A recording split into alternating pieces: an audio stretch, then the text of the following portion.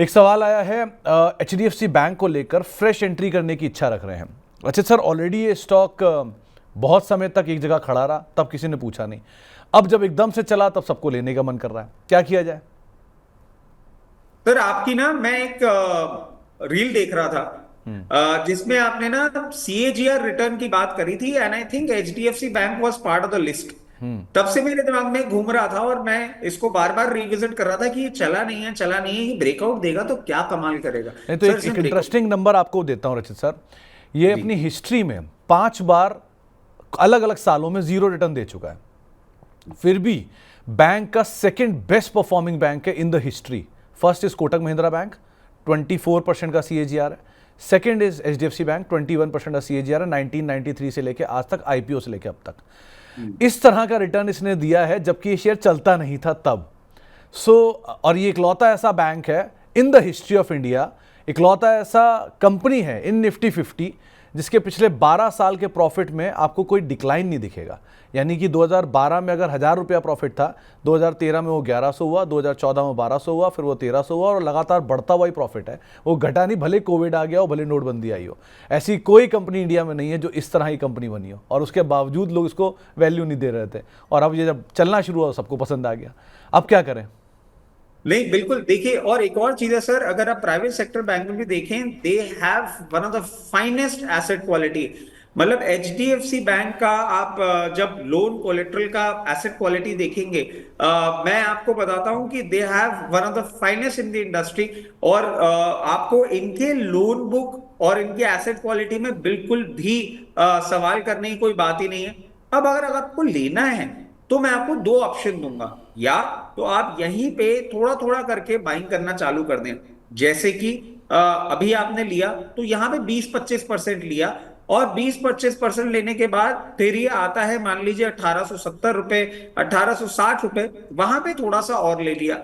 या उसके बाद अगर मार्केट मान लीजिए कि डोनाल्ड ट्रंप साहब या चाइना की तरफ से कोई ऐसा स्टेटमेंट आता है कि करेक्शन आता है, तो 1745-50 के आसपास आता है, वहां पे और खरीद लिया। मतलब मैं आपको एक चीज बोलूंगा, मार्केट वॉलिटिलिटी जो है वो हम बिल्कुल भी मना नहीं कर रहे हैं। मार्केट्स वॉलिटाइल रहेंगे ही रहेंगे। ये 3 लेवल्स हैं, इन 3 लेवल्स में आप आराम से बाइंग करिए और अपने पोर्टफोलियो में रखिए। ये स्टॉक आउट परफॉर्म करेगा ही करेगा मार्केट को, अब इसका टाइम आ रहा है। तो आप बने रहिए। अगर नंबर्स में कल कोई वीकनेस आती है, गिरावट आ जाती है मंडे को या ट्यूसडे को, तो उसका फ़ायदा उठाइएगा एज एन अपॉर्चुनिटी, और आप वहाँ पर इसमें एंट्री करें, वो ज़्यादा बेटर रहेगा। आउटराइटली भागती चीज़ को पकड़ने का फिलहाल कोई लॉजिक नहीं है। इसके अलावा एक सवाल आया है जितेंद्र कुमार साहब का, रेगुलर दर्शक भी हमारे। केफिन टेक इनके पास है, 1130 रुपये के दाम पे खरीदारी है और 2 से 3 महीने का इनका होल्डिंग पीरियड है। क्या राय आप रखते हैं इस पर रचित सर? देखिए स्टॉक बहुत उम्दा है और इन्होंने रिलेटिवली अच्छे प्राइस पे लिया है। अब मैं इनको ये बोलता हूँ कि या तो अपना टाइम होराइजन थोड़ा सा बढ़ा लें, क्योंकि क्या होता है जब मार्केट वॉलेटाइल होता है तो इट इज वेरी डिफिकल्ट कि जब आपको एग्जिट करना हो तभी आपको ये प्राइस मिल रहा हो, नहीं मिल रहा हो, कहना मुश्किल है। अगर आप टाइम होराइजन नहीं बढ़ा सकते और किसी भी कारण से इसी टाइम होराइजन पे आपको मेंटेन करना है, तो मैं एक चीज बोलूंगा, मेजॉरिटी चंक अपना 1165 रुपए में आप डिप्लॉय कर दीजिएगा। थोड़ा बहुत और जो बचा हो वो रख लीजिएगा। 3 महीने के टाइम होराइजन में 1250 रुपए मिले तो बाकी का भी आप डिप्लॉय कर दीजिएगा। बट एक लेवल जो हम आपको बोल रहे हैं 1165, 1170, यहाँ पे मल्टीपल टाइम्स इसने सपोर्ट और रेजिस्टेंस दिखाया है, इसीलिए आपका टाइम ड्यूरेशन जो कम है, हम आपको सजेस्ट करेंगे कि ये लेवल्स को आप फॉलो करें। तो आप टाइम ड्यूरेशन के हिसाब से इन लेवल्स के ऊपर जरूर नजर रखिएगा और फिर ही यहाँ पर कॉल लीजिएगा।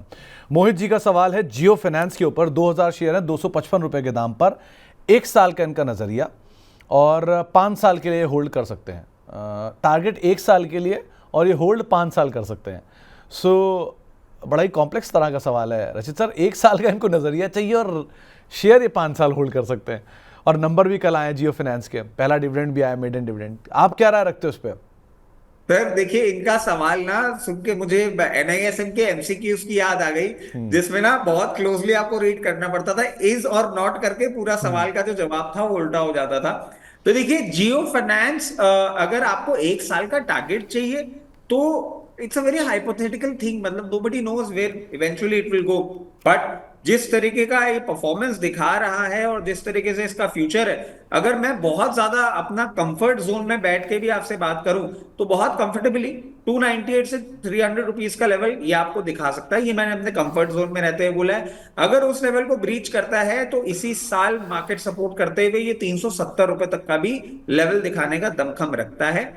5 साल का आपका टाइम होराइजन है, इसको छोड़ दीजिए, मत देखिए। 5 साल में कोई बड़ी बात नहीं है, ये इंटू 5 हो जाए, इंटू 7 हो जाए, यू नेवर नो। इसको देखेंगे, लालच आएगा, बेच के निकल जाएंगे। तो लेवल्स मत देखिए, होल्ड करिए, quality stock at a very good price. Maqsood साहब का एक सवाल आया है कैंपस फुटवेयर को लेकर। 274 रुपए के दाम पर इन्होंने खरीदारी कर रखी है, अभी एवरेज करें कि ना करें, क्या लगता है रचित सर, क्या करें कैंपस में? कैंपस फुटवेयर इन्होंने 200 75। 275 के भाव में इन्होंने ले रखा है और अभी 243 का भाव चल रहा है। देखिए, बहुत ज्यादा कंफर्ट नहीं दे रहा है। अगर इसका अपन चार्ट चार्ट देखेंगे सर, ये अभी यहाँ पे कहीं भी एक सपोर्ट देता हुआ नहीं दिख रहा है। तो मैं इनको ये तो बिल्कुल भी नहीं बोलूंगा कि आप यहाँ पे एवरेज करें। आपको एक ही चीज सजेस्ट करूंगा, थोड़ा सा टाइम और वेट कर लें। 230 रुपए के आसपास अगर आपको मिलता है, 230 229, वहां पे एवरेज करने की सोचें। और वहां जो एवरेज भी करेंगे ना, उसमें भी बहुत ज्यादा अपसाइड दिख नहीं रहा है, मतलब it is a very hopeless. या एक काम करें, आप कुछ भी ना करें, लेट्स चेंज दी स्ट्रैटेजी। आप कुछ ना करें, क्योंकि आपकी बाइंग प्राइस के बहुत पास में आपको एवरेज करने के लिए बोल रहा हूं, which is not making sense. आप जस्ट वेट करें। ये एक बार 243 244 को बहुत कंफर्टेबली ब्रीच करता है तो आपको 260 का भाव, 270 का भाव दिखा सकता है। अगर आप चाहें तो वहां पे एक बार एग्जिट करने की सोच सकते हैं। क्योंकि अगर मैं वैसे स्टॉक का टेक्निकल ट्रेंड को देख रहा हूं तो मुझे कोई एकदम से टर्न अराउंड नहीं दिख रहा है। आपका भाव आए, आप एग्जिट करें और किसी बेटर क्वालिटी स्टॉक में इन्वेस्ट करें। प्रीति अग्रवाल जी पूछ रही हैं कि इनके पास होम फर्स्ट के शेयर हैं 1130 रुपए के दाम पर, यहां क्या करें? और दूसरा टाइटन, इसको लेकर आपकी क्या राय है? देखिए, होम फर्स्ट फाइनेंस तो इनका आज के टाइम में प्रॉफिट में चल रहा है। और अब इसके हम लेवल्स देख लेते हैं, क्योंकि एक और चीज है, अब जिस तरीके से रेट कट्स आ रहे हैं, बैंक्स को जितना फायदा हो रहा है उससे ज्यादा फायदा होते हुए इन एनबीएफसीज को दिखता है। बिकॉज ये पास ऑन भी अच्छी तरीके से कर लेते हैं, इनके मार्जिन भी इंप्रूव होते हैं। तो जिस तरीके से अब होम फर्स्ट आपका मूवमेंट करता हुआ दिखा रहा है, अगर आप एक ट्रेडिंग बेट लेके बैठे हैं या मीडियम टर्म इन्वेस्टर है, यहां से अभी आपका जो मूवमेंट है और अपसाइड दिखा सकता है 1310 1320 का लेवल। वहां पे आप चाहें तो प्रॉफिट बुक करके एक बार निकल सकते हैं। इसके साथ साथ हम आ जाते हैं टाइटन पे। देखिए, टाइटन ने अभी जो अपने रिसेंट टाइम्स में अनाउंसमेंट्स किए थे, जिस तरीके से अपना बिजनेस का पूरा एक डिटेल दिया था, उसके बाद टाइटन ने एक अच्छा रिवर्सल दिखा दिया है। अब आपने ये नहीं बताया कि आपके पास है या आप इसको लेना चाह रहे हैं। अगर है तो पोजीशन बना के रखें, बिल्कुल भी चिंता ना करें। और ये जिस तरीके का मूवमेंट दिखा रहा है, एक बार 3460 तक का मूवमेंट आपको दिखा सकता है। अगर आप एक ट्रेडर हैं तो वहां पे निकलने की सोच सकते हैं। अगर नहीं है तो मैं बिल्कुल भी नहीं आपको कहूंगा यहां पे लेने के लिए। मार्केट कूल ऑफ करे, ये कूल ऑफ करे और 3140 के आसपास आपको देखने को मिले, तो वहां पे फ्रेश पोजीशन बनाने की सोचिएगा। यहां से ऊपर जाके सिर्फ एग्जिट। तो यहाँ से ऊपर जाके आप थोड़ा एग्जिट करें, वही ज़्यादा बेटर है। इन्वेस्टमेंट ग्रेड स्टॉक है तो बात अलग है, ट्रेडर है तो आपके लिए राय यहाँ पर साफ रचित ने रख दी है। रचित सर, सनी जी का एक सवाल आया है वेदांता को लेकर। इनके पास 500 रुपये के दाम पर शेयर है और एवरेज करना चाह रहे हैं ये फर्दर, क्या एवरेज करें या अवॉइड करें? देखिए समझ सर, एक और चीज है, ये जिस पर्टिकुलर सेक्टर का पार्ट है ना, वो हमारी चाइना स्टोरी जो मैं आपसे बात कर रहा था उससे बहुत क्लोजली कनेक्टेड है। तो मैं यही बोलूंगा कि दो इसके इंटरनल्स अच्छे हैं और अभी सितंबर में वी आर एक्सपेक्टिंग कि डीमर्जर की न्यूज भी आ जाए। बट मार्केट वॉलिटिलिटी और टैरिफ वॉर को आप बिल्कुल भी निगेट नहीं कर सकते हैं। यहां पे नहीं, यहां से थोड़ा सा नीचे आए एट अराउंड 374 375 लेवल्स, वहां पे जरूर एक अच्छी अपॉर्चुनिटी मिलेगी एवरेज करने की। वहां पे एवरेज करें और फिर आगे अपनी पोजीशन को बढ़ाएं। तो अभी नहीं, थोड़ा सा और चीज़ों को क्लियर होने दीजिए, सिचुएशन क्लियर होने दीजिए, उसके बाद यहाँ पर फैसला ज़्यादा बेटर रहेगा। एक संजीव कुमार साहब का सवाल आया है और बहुत ही बेसिक सा सवाल है कि सर चार्ट के हिसाब से मार्केट चलता है या मार्केट की चाल के अनुसार से चार्ट बनता है? आप क्या कहोगे रचित सर इस पे? देखिए, पहले तो संजीव कुमार जी का नाम जिस तरीके का है, और इनके नाम राशि वाले ने जैसे रोल किए थे वैसा ही इन्होंने भी सवाल कर लिया है हमसे, तो उसके लिए तो एक मैच दिख रहा है। बट देखिए, एक चीज है, मार्केट सिर्फ चार्ट से चलता है? नहीं, ऐसा नहीं है। मार्केट क्या सिर्फ न्यूज से चलता है? ऐसा भी नहीं है।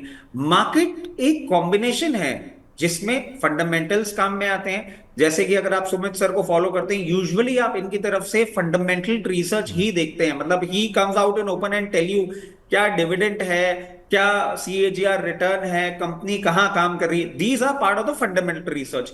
ये बेसिक बनता है मार्केट को समझने का। आप इसको समझ लेते हैं, उसके बाद आप न्यूज ट्रैक करना चालू करते हैं, न्यूज पढ़ते हैं, समझते हैं, न्यूज से मार्केट डायरेक्शन लेता है, फिर चार्ट में आपको वो मूवमेंट देखने को मिलता है जो मार्केट कर रहा होता है, और हिस्टोरिकली चार्ट को देख के हम फ्यूचर प्रिडिक्ट करने की कोशिश करते हैं। तो it's a combination of everything. अगर इतना ही आसान होता संजीव जी तो सभी कर लेते, और हम लोग भी इतने साल बैठने के बावजूद गलत सिर्फ इसीलिए हो जाते हैं क्योंकि मार्केट पार्टिसिपेंट्स, उनका fear, grade, fundamental analysis, news, chart नहीं हो पाता है सब एक साथ। कई कबार कहीं ना कहीं कुछ मिस हो ही जाता है। तो संजीव जी, इसका बेसिक अगर सवाल जानना चाहते हो इसका जवाब, तो इसका जवाब सिर्फ आपको दो ही जगह मिलेगा, या तो किसी ओशियन के डीप में या किसी ब्रह्मांड के हाई पे, क्योंकि इन दोनों का एंड जैसे नहीं है वैसे बाजार का भी कोई एंड नहीं है। जितना आप इसे पढ़ते चले जाओगे उतना ही आपको कुछ लगेगा कि आपको कुछ आता ही नहीं है। इसीलिए ज़्यादा से ज़्यादा जितने बड़े जानकारों को मैं देखता आया हूँ, जितने लोगों से मिलता आया हूँ, उन लोगों के अंदर यही समझ होती है कि और क्या सीखना है, और क्या पढ़ना है, और क्या देखना है, क्योंकि यहाँ तो कुछ रोज़ ही नया आ रहा है। हर रोज़ एक नया शेयर एक नए तरीके से आपको डील करना है, और एक नया आदमी आपके सामने उसको, क्योंकि ऑल टाइम हाई पे अगर भारतीय एयरटेल खरीदा जा रहा है तो कोई बेच भी रहा है ना, और दोनों के अपने लॉजिक्स हैं। सो हमेशा कुछ नया ही होता है मार्केट में, इसलिए आप सीखते रहते हो, चलते रहते हो, नेवर एंडिंग है। हाँ जी रचित सर। सर, इसमें मैं एक चीज ऐड करना चाहूंगा, और मुझे लगता था कि आप जो रिसर्च करते हैं वो सिर्फ मैं ही देखता हूं, मैं फॉलो करता हूं और बाकी के टीवी चैनल्स करते हैं। बट अजय सर के साथ आपने शो किया था, अजय बग्गा सर के साथ जब आपने शो किया था, वो शो मैंने देखा था, और उसमें उन्होंने बहुत क्लियरली कहा था कि आप जो रिसर्च करते हैं वो रिसर्च वो भी फॉलो करते हैं और उस पर वो भी कमेंट करते हैं। तो नहीं देखो इससे एक चीज बहुत रचित सर, क्लियर। रचित नहीं सर नहीं, हमेशा से, एक हाँ सेकंड लेना सर। सर, एक सेकंड मैं लेना चाहूंगा।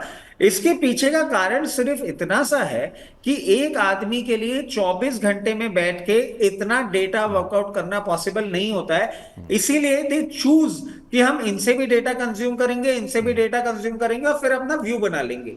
मतलब एक तरीके से आप जो मेहनत करते हैं वो हम लोगों के लिए एक मेहनत जो है वो एक डेटा पॉइंट बन जाती है। That is the reason we follow, कि यहां से क्यों मिल जाता है कि आगे किस चीज पे वर्कआउट करना है। तो तो देखो रचित सर, बहुत साल पहले जब एक डेटा मैंने पढ़ा था कि इस देश में कितने एग्स कंज्यूम होते हैं, तो वो डेटा कोई लॉजिक नहीं था कि क्या इसका लॉजिक है। वहाँ से पढ़ते पढ़ते मैं पहुँचा उस कंपनी, उस शहर में जहाँ पे सबसे ज़्यादा एग्स बनते हैं या निकलते हैं या प्रोड्यूस होते हैं, वो नमक्कल बना। अब नमक्कल का नाम बहुत कम लोगों ने सुना था उस समय पर, ये सन 2008-10 की बात होगी या 11-12 की बात होगी। वहाँ से निकली एक कंपनी, उसका नाम था एसकेएम एग। उसको बहुत ही कम लोग जानते हैं, रेयर लोग जानते हैं। एसकेएम एग 60 रुपये का शेयर होता था, और वो देखते देखते में कब 400 रुपये 500 रुपये पहुँच गया, because of largest egg consumption. वो समय के साथ हुआ। तो आप जितना डीप डाइव करते जाते हो आपको उतना ही चीज़ें मिलने लगती हैं और आप उतना ही आइडिया लगाते हो। एक समय पर जब ये अमेज़न की स्टोरी चली थी कि हर घर में डिलीवरी होने लग गई थी, तब ब्लू डार्ट 1600 रुपये होता था, फिर ब्लू डार्ट 8000 हो गया इसी डिलीवरी में, कि सबसे बड़ा डिलीवरी पार्टनर था।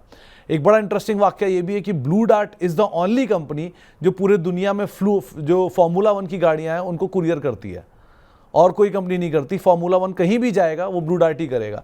सो वो उस समय डीटीडीसी उनका जो पेरेंट है वो करता है उसको। तो इस तरह का डेटा आप जितना डीप डाइव करते चले जाते हो, आपको हेल्प करता है कंपनी के फंडामेंटल समझने के लिए और बुरे दौर में उसे पिक करने के लिए। इसीलिए इस ओशन में जितना आप अंदर जाते जाओ उतनी अच्छी अच्छी प्रजातियां आपको मिलती हैं पढ़ने के लिए, और जितना आप ऊपर जाते जाओगे उतने अच्छे अच्छे सैटेलाइट, तारे और ये सब मिलेगा। इसीलिए मैंने कहा कि डीप डाइव जाओ या डीप ऊपर जाओ ब्रह्मांड में, आप जितना गहरा जाओगे उतना ज़्यादा सीखोगे। तो चार्ट और सब कुछ ज़रूरी है, छोटा से लेके बड़ा तक सब कुछ ज़रूरी है, लेकिन पढ़ने वाले बनो तभी काम आएगी वो आपके लिए।